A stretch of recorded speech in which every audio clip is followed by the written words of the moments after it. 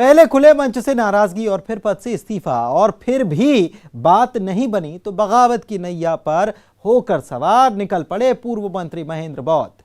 कांग्रेस का हाथ छोड़कर हाथी की सवारी करने भांडेर से प्रबल दावेदार महेंद्र बौद्ध की टिकट की आस जब पूरी नहीं हुई तो बौद्ध ने पार्टी बदल ली। अब वो बीएसपी के हो चुके हैं। बौद्ध के पार्टी बदलने से कांग्रेस को ग्वालियर चंबल में तगड़ा झटका लग गया। भांडेर सीट पर कांग्रेस ने फूल सिंह बरैया के नाम पर मुहर लगाई थी और यहीं से शुरू हुई थी कांग्रेस में कलह।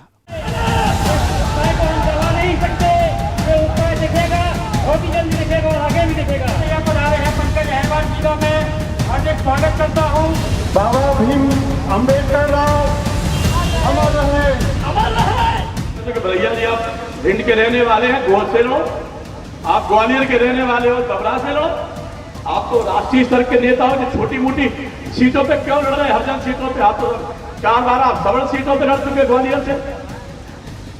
और अगर वो कहें कि बड़े नेता नहीं है तो फिर हमें दे दो, आप तबला से, हमें दे दो, गोद से, हम लड़ने को तैयार है।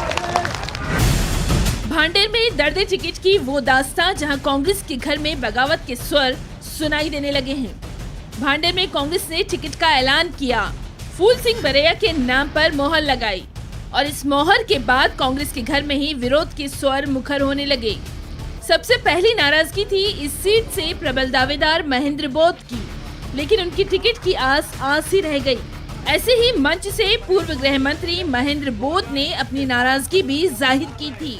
अंदाज जरा जुदा था, बगावती तेवर साफ नजर आ रहे थे। दतिया दौरे पर आए दिग्विजय सिंह के सामने ऐसे ही दर्द टिकट बयां कर रहे थे महेंद्र बौद्ध। इस षड्यंत्र के मारे लोगों को आप ही एक ऐसे नेता हैं जो बचा सकते हैं। आप अगर चाहते और चाहें तो आप बरैया जी से कह सकते थे। हमने भी बरैया जी से कहा था कि बरैया जी आप भिंड के रहने वाले हैं, गोद से लो। आप ग्वालियर के रहने वाले हो, तबला से लो।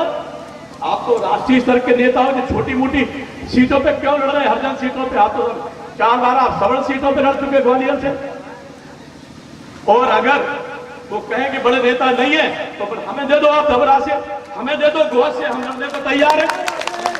आप ये बताओ कि किस मुंह से मैं इसके परिवार का सामना करूंगा? लेकिन है, पीछे हट नहीं सकते। चर्चा करेंगे, बातचीत करेंगे, कोशिश करेंगे, हाथ पांव जोड़ेंगे, रास्ता निकालेंगे। लेकिन भांडेर सीट से महेंद्र बौद्ध के टिकट का सपना ही रहा। उसके बाद महेंद्र बौद्ध ने पार्टी के अनुसूचित जाति विभाग के प्रदेश अध्यक्ष पद से इस्तीफा दिया। कांग्रेस बार बार ये कहती रही घर का मामला है, संभल जाएगा, लेकिन कांग्रेस महेंद्र बौद्ध की संभाल कर पाती उससे पहले ही कांग्रेस को झटका लगा। महेंद्र बौद्ध हाथ का साथ छोड़कर हाथी की सवारी पर सवार हो गए।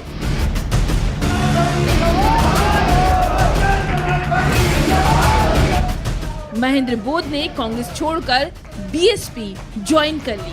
भांडेर से जो टिकट की घोषणा हुई, आपका नाम उसमें नहीं आया, तो कहीं ये वो नाराजगी तो नहीं है टिकट ना मिलने की? क्योंकि उम्मीदें बहुत रहती हैं टिकट मिलने को लेकर। ऐसी कोई बात नहीं। दरअसल अगर ऐसी बात होती तो हमने बहुत पहले इस्तीफा दे दिया होता। जैसा कि मैंने आपको पहले ही बताया कि टिकट तो मिलते हैं और कटते रहते। कई टिकट कटे हमारे। कितने बार कटे? करीब 5-6 बार तो कट चुका है। लोकसभा, राज्यसभा, लोकसभा, राज्यसभा, विधानसभा सब कटे। लेकिन इनसे कोई ना पार्टी छोड़ी जाती है ना पार्टी पकड़ी जाती है। मैंने पहले ही बताया कि कांग्रेस की बहुजन समाज पार्टी की जो विचारधारा है वो काफ़ी एक है। तो हम लोग चलो कांग्रेस का मजा लिया। 50 साल रहे हम लोग, 50 साल। 3 मार्च 71 से हम लोग कांग्रेस ज्वाइन की थी। अब हमने जो बहुजन का भी देखें, यहाँ हम लोग कितनी लड़ाई लड़ सकते हैं, गरीबों की लड़ाई लड़ सकते हैं। भांडेर में फूल सिंह बरैया से बैर और कांग्रेसियों के बगावती तेवर यही नहीं रुके। टिकट की आस तो प्रबल दावेदार भानु ठाकुर ने भी लगाई थी। अनुसूचित जाति प्रकोष्ठ के प्रदेश संयोजक भानु ठाकुर ने भी बगावत का बिगुल बजा दिया है। अगर यह भांडेर विधानसभा क्षेत्र का टिकट नहीं बदला गया तो हम लोग सैकड़ों की संख्या में 150 से 200 पदाधिकारी, यूथ कांग्रेस, किसान कांग्रेस, अनुसूचित जाति कांग्रेस, मंडलम सेक्टर के सारे पदाधिकारी, 150 से 200 पदाधिकारी आगामी समय में कांग्रेस पार्टी से इस्तीफा देंगे, अपने पदों से भी इस्तीफा देंगे, कांग्रेस पार्टी से इस्तीफा देंगे। कांग्रेस के घर मचे इस घमासान पर बीजेपी चुटकी ले रही है। बीजेपी का कहना है कि इस बगावत से कांग्रेस को नुकसान होगा और बीजेपी को फायदा। क्या है, भाजपा को जो व्यक्ति वोट है वो तो मिलना ही पूरा है। अकेले कांग्रेस तो सफाई की ओर है, बिल्कुल कांग्रेस पार्टी पूरी साफ होने वाली है। अब बची कुची जो है, जो उनकी बगावती बड़े बड़े नेता बगावत कर रहे हैं, इससे लगता है कांग्रेस पूरी तरह से साफ हो जाएगी। और स्वाभाविक है हमारी पार्टी को व्यक्तिगत तो लाभ मिलेगा और भी लाभ मिलेगा इससे। अब ऐसे में सवाल है कि आखिर कांग्रेस भांडे में कैसे डैमेज कंट्रोल कर पाएगी। आखिर भांडे में कांग्रेस के घर में मचे इस घमासान से और दावेदारों की प्रेशर पॉलिटिक्स से कांग्रेस कैसे पार पाएगी। ये बगावत उपचुनाव में क्या असर दिखाएगी। दतिया से अशोक शर्मा और भोपाल से रंजना दुबे के साथ bureau report, news 18 Madhya Pradesh Chhattisgarh. Sanchi के उपचुनाव में एक दमदार एंट्री हुई है और ये एंट्री है सीएम शिवराज सिंह चौहान के बेटे कार्तिकेय चौहान की, जिन्होंने संभाल ली है उपचुनाव में सियासी कमान और सांची विधानसभा सीट से ली है दमदार एंट्री। अपने जुदा अंदाज में कार्तिकेय ने बीजेपी उम्मीदवार प्रभुराम चौधरी के लिए माहौल खींचा, लेकिन सांची में कार्तिकेय के अलावा भी एक चर्चा का विषय है। चर्चा इस पर कि आखिर चुनावी माहौल से शहजवार परिवार क्यों नदारद है।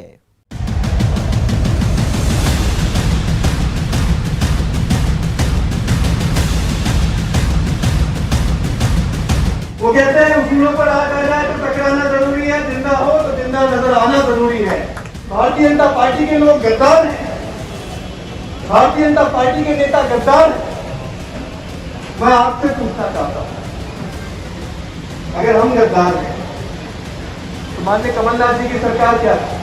ऐसी सरकार का, ऐसे मंत्री पद का भी क्या फायदा जो अपने लोगों के विकास में, अपने लोगों के कल्याण में जरूरत ना हो सके। इसलिए आदरणीय प्रभुराम चौधरी जी अपने लिए नहीं, अपने स्वार्थ के लिए नहीं, सांची की जनता के लिए मंत्री पद से इस्तीफा दिया। 28 सीटों के उपचुनाव में नए किरदारों की भी एंट्री हो रही है और दमदार एंट्री सीएम शिवराज के बेटे कार्तिकेय सिंह चौहान यूं पिछले चुनाव में भी दिखाई देते रहे हैं, लेकिन इस बार अंदाज जुदा है। सांची विधानसभा सीट पर उम्मीदवार प्रभुराम चौधरी के पक्ष में माहौल बनाने पहुंचे कार्तिकेय का भाषण, उनका लहजा और कब किसका जिक्र करना है ये ख्याल भी। सिंधिया समर्थक प्रभुराम चौधरी की सीट है, लिहाजा कार्तिकेय ने अपने भाषण में केवल सिंधिया नहीं, उनके चर्चित बयान का भी जिक्र किया। मैं आज हमारे नेता आदरणीय ज्योतिरादित्य सिंधिया जी के शब्दों को दोहराना चाहता हूँ। वो कहते हैं उसूलों पर आग आ जाए तो टकराना जरूरी है, जिंदा हो तो जिंदा नजर आना जरूरी है। और जिंदा नजर आने के लिए, आपके विश्वास के लिए आदरणीय प्रभुराम चौधरी जी ने विधायक मंत्री पद से इस्तीफा दिया। फिर कर्ज माफी के जिस मुद्दे पर कांग्रेस 28 सीटों का चुनाव जीतने की आस लगाए है, उस पर टारगेट किया। गद्दार कौन है ये परिभाषा भी नौजवानों को समझाई। भारतीय जनता पार्टी के लोग गद्दार हैं, भारतीय जनता पार्टी के नेता गद्दार हैं। मैं आपसे पूछना चाहता हूं, अगर हम गद्दार हैं तो माननीय कमलनाथ जी की सरकार क्या है, जिन्होंने उन किसानों के साथ कर्ज माफी का वादा किया, लाल पीले हरे नीले पत्र साइन कराए, फॉर्म भरवाए, और जब सत्ता के सिंहासन से विराजमान हुए तो उन किसानों को भूल गए। क्या ये गद्दारी नहीं है?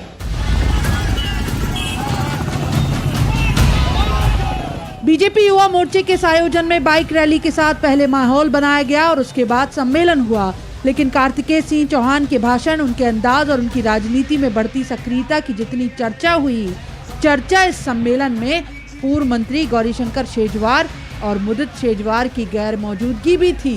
क्या मुदित शेजवार की नाराजगी अभी बनी हुई है? क्या युवा मोर्चे का ये आयोजन और उसमें कार्तिकेय की स्पेशल गेस्ट की तरह एंट्री सांची में नाराज खेमों को एकजुट करने की कोशिश है? रायसेन में देवराज दुबे के साथ bureau report, news 18 Madhya Pradesh Chhattisgarh.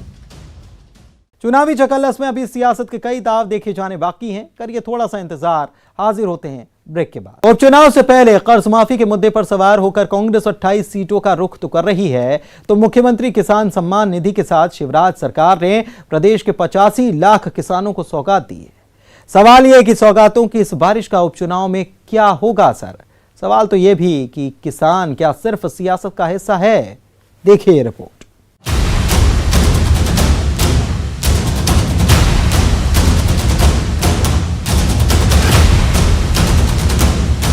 आज हमने फैसला किया है कि मुख्यमंत्री किसान कल्याण निधि के रूप में 2 किस्तों में 2-2 हजार रुपया उनको और दिए जाएंगे। तो ये 4,000 रुपया और एडिशन होके आप सोचिए गरीब किसान के पास 10,000 रुपया साल की एक निश्चित आमदनी होगी।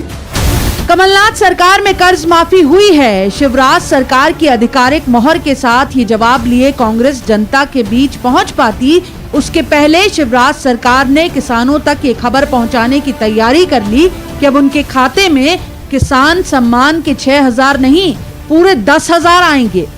केंद्र सरकार से मिलने वाले 6,000 के अलावा जो बाकी 4,000 हैं वो शिवराज सरकार देगी। ग्रामीण वोटर वाली 28 सीटों के साथ क्या शिवराज ने एक झटके में प्रदेश के करीब 85 लाख किसानों को टारगेट कर लिया है? तो मैंने जब हिसाब किताब देखा वो होना था 50,000 करोड़ तक, रह गया वो 6,000 करोड़ तक, और 6,000 करोड़ में कुछ तो सर्टिफिकेट झूठे ही कट गए, प्रमाण पत्र दे दिया माफ, और पैसा मुझसे मांगे सहकारिता वालों ने दो, हम तो काहे कर्जा माफी के। हालांकि अब तो इस सरकारी दस्तावेज के साथ कांग्रेस कर्ज माफी का सबूत दिखा रही है कि कमलनाथ सरकार ने जो कहा वो किया, और प्रदेश के 51 जिलों में 2 चरणों में किसानों की कर्ज माफी हुई, जिसमें प्रदेश के 26,95,000 किसानों का 11,600 करोड़ रुपए से ज्यादा का कर्जा माफ हुआ। लेकिन कृषि मंत्री कमल पटेल तो ये काफी पहले कह चुके थे कि कर्ज माफी हुई है, इससे इनकार नहीं। हमने ये कभी नहीं कहा कर्ज माफी नहीं, हमने कहा 2 लाख, देखिए हमारे शब्द देखना, 48 लाख किसानों के 54,000 करोड़ 2 लाख तक के माफ किए जाते हैं, प्रमाण पत्र दे दिए। सरकार ने स्वीकार करा है कि इस मध्य प्रदेश में 2 चरणों में लगभग 26 लाख से अधिक किसानों का ऋण माफ हुआ है। बीजेपी के लिए फिक्र किसान बिल का विरोध भी है। कुछ किसान संगठनों के सहारे कांग्रेस इसे उपचुनाव में भुनाने की तैयारी में है। हालांकि अब बीजेपी भी कमर कस रही है कि इस बिल की हकीकत लेकर जनता के बीच जाएगी। मंडियां भी रहेगी, समर्थन मूल्य पे खरीदी भी होगी, और उसके बाद किसानों को और अधिक व्यापार प्रतिस्पर्धा मिलेगा। जब प्रतिस्पर्धा होगी किसान के खेत से, खलियान से, और माल बिकेगा और व्यापारी ज्यादा होंगे, बड़े बड़े लोग भी उद्योग उसमें आएंगे खरीदने, तो जब व्यापारी ज्यादा होंगे तो किसान का माल ज्यादा रेट में बिकेगा।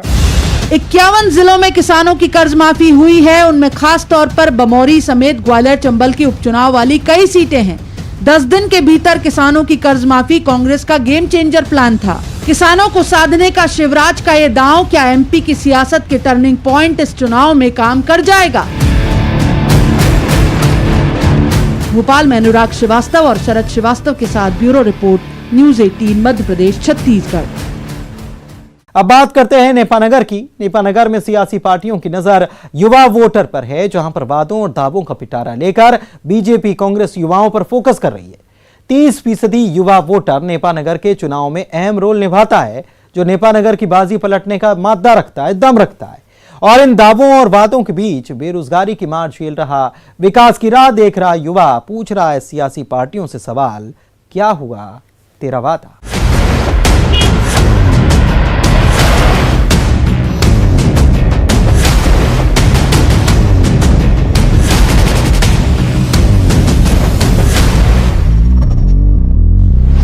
महज 15 महीने में नेपानगर ने सियासी उलटफेर की तस्वीर देख ली। नेपानगर में सियासी चौसर बिछ गई है, जहां शह मात की चालें चली जा रही है। इस बार दोनों सियासी दल बीजेपी और कांग्रेस युवा वोटर को रिझाने के लिए कवायद में जुट गए हैं। युवा वोटर पर सियासी पार्टियों की नजर है। नेपानगर सीट पर 30% युवा वोटर जीत हार में अहम रोल निभाते हैं। रोजगार जो है वो मेन मुद्दा है यहाँ का नेपानगर का, वो भी आप उस चीज़ पे भी ध्यान दीजिए, क्योंकि यहाँ के युवा जो है हर कोई की हर जो भी युवा है उसकी मेंटलिटी यही है कि मुझे 12th पास करके बाहर हायर एजुकेशन के लिए जाना है, यहाँ पे एजुकेशन लेना, उसके बाद हम लोग जो भी जॉब के लिए उसको बाहर ही जाना है, इंदौर, भोपाल, बेंगलुरु, पुणे, वो जहाँ भी जाएगा। तो ऐसा क्यों, यहाँ पे क्या आप रोजगार की व्यवस्था नहीं कर सकते? लोग 5-5 हज़ार रुपये में इंदौर में कॉल सेंटरों में काम कर रहे हैं, तो क्या 5 हज़ार रुपये उसके घर में नहीं मिल सकते उसके माँ बाप के पास रह के? बेरोजगारी के मुद्दे पर एमपी की सियासत गरमा रही है। युवाओं को अपने पक्ष में लाने के लिए बीजेपी और कांग्रेस दोनों वादों और दावों का पिटारा खोल रहे हैं। भारतीय जनता युवा मोर्चा कमान संभाले हुए हैं, जो नेपानगर में बेरोजगारों के लिए कई योजनाओं को लाने का वादा कर रहे हैं। आखिर क्या है बीजेपी के पिटारे में बेरोजगार युवाओं को साधने का प्लान? सुनिए जरा। आज मध्य प्रदेश में उपचुनाव को लेकर जहां नेपानगर की बात की जाए तो मध्य प्रदेश के यशस्वी मुख्यमंत्री श्री शिवराज सिंह चौहान जी ने युवाओं के लिए बहुत ही प्रयास किए हैं, जिसमें अभी मध्य प्रदेश में जितने भी नौकरियां हैं उस पर मध्य प्रदेश का युवा ही काम करेगा। ये योजना श्री शिवराज सिंह चौहान जी ने घोषणा की है इसकी। नेपा लिमिटेड को फिर से नवीनीकरण कर शुरू करने, बेरोजगारों को रोजगार देने का वादा और दावा बीजेपी कर रही है। वादा तो इस बात का भी, नेपा अस्पताल से बेरोजगारी की बीमारी का इलाज होगा। ये दावा भी सुन लीजिए। 1,40,00,000 की लागत से हमारे सांसद महोदय श्री नंदू भैया के प्रयासों से 1,40,00,000 रुपए का अस्पताल बनकर तैयार है, जिसको जब वो बन जाएगा तब वहीं के युवाओं को अवसर मिलेंगे वहाँ पर काम करने के। अब बात कांग्रेस की करे तो कांग्रेस ने भी युवा वोटर के लिए रोड मैप तैयार किया है, जहां पुराने मैनिफेस्टो का कांग्रेस गुणगान कर रही है और बीजेपी पर सत्ता पलटने से इन योजनाओं में स्पीड ब्रेक लगाने का आरोप लगा रही है। 15 महीने की सरकार में आप उठा के देखिए, मैनिफेस्टो में दिए हुए वचन एक के बाद एक हम पूरे कर रहे थे। युवाओं को रोजगार देना हमारा लक्ष्य है। छिंदवाड़ा में आप जाके देखिए, जिस तरह से कमलनाथ जी ने छिंदवाड़ा में लोगों के रोजगार के साधन उपलब्ध कराए हैं, उसी तर्ज पर बड़े बड़े उद्योगों को मध्य प्रदेश में स्थापित किया जा रहा था। उसके दिशा में कदम हमारे बहुत तेज़ी से कमलनाथ जी उठा रहे थे। विदेशों में कई समिट उन्होंने किए हैं, कई सम्मेलन किए हैं। मध्य प्रदेश में भी आपके आने के बाद जो औद्योगिक सम्मेलन किया था और बाहर से बड़े बड़े उद्योगपतियों को लाकर यहाँ पर जो MOU साइन हुए थे, वो कहीं ना कहीं युवाओं को रोजगार देने की दिशा में काम चल रहा था। भारतीय जनता पार्टी ने जो 15 महीने की सरकार जो कांग्रेस की बहुत अच्छी चल रही थी, उसको एन कैन प्रकरण से जो चुराने का प्रयास किया है, उससे विकास कार्य रुक गया है। अब इन सब के बीच बात उन्हीं युवा वोटर की कर लेते हैं जिनके लिए दोनों पार्टियों ने मोर्चा संभाल लिया है, जिनका कहना है दावे तो बहुत किए जा रहे हैं, लेकिन हकीकत क्या है? ये बेरोजगार सवाल उठा रहे हैं। बेरोजगारों का गुस्सा अब फूट रहा है। वो तो ये तक आरोप लगा रहे हैं कि कोई भी सियासी पार्टी हो, वो फायदे और खींचतान में ही उलझी रही। आप ये जो चीज़ कर रहे हो, इस चीज़ से आप सोचिए कि भविष्य क्या हो रहा है नेपानगर का, और नेपानगर किस अंधकार की ओर जा रहा है। अगर ऐसे ही चलता रहा तो सारे युवा लोग अपने परिवार के साथ नेपानगर से पलायन कर लेंगे और सारा नेपानगर खाली हो जाएगा। फिर आप कर लेना राजनीति जिस प्रकार से आपको करनी है। एग्रो इंडस्ट्री की संभावना है, लेकिन उसका क्या हुआ? केला अनुसंधान प्रोजेक्ट भी अधर में ही है। युवा वोटर बार बार यही सवाल हर सियासी पार्टी से पूछ रहा है। कोई भी सियासी पार्टी आए, उसके हाथ तो सिर्फ वादे लग रहे हैं। देखिए, यहाँ पर वर्षों से एक मंडी स्वीकृत है, वो मंडी का कार्य रुका हुआ है। इसके पश्चात यहाँ पर नेपा लिमिटेड है, उसकी हालत इतनी खस्ता पड़ी है कि कई बार उसके लिए पैसे सैंक्शन हुए, कई बार कई लोगों ने जोर लगाया अपने तरीके से। हम युवाओं ने भी इसके पहले नेपा मिल के लिए आंदोलन छेड़ा था और हमने अच्छे स्तर पे उसके लिए काम किया था, उसके लिए पैसा भी सैंक्शन हुआ था। लेकिन सारे काम जो चीज़ें होती जा रही है, वो सारी चीज़ें खराब होती जा रही है। अभी नेपा लिमिटेड की स्थिति भी अभी बहुत ही जर्जर है। कोई भविष्य नहीं दिख रहा है उसका कि आगे क्या होगा, कब स्टार्ट होंगी, कैसे होगा। अगर नेपा मिल ही सुचारू रूप से चालू हो जाए तो यहाँ के कई युवाओं को रोजगार यहाँ पर मिल सकता है।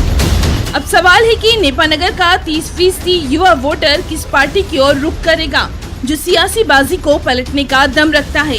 विकास का मॉड्यूल किस पार्टी में उसे नजर आ रहा है? आखिर युवा किसके हाथ में देगा नेपानगर सीट की जीत की चाबी? बुरहानपुर से शारिक अख्तर के साथ bureau report, news 18 Madhya Pradesh Chhattisgarh. और इसी के साथ चुनावी चौकस में इतना ही। नमस्कार।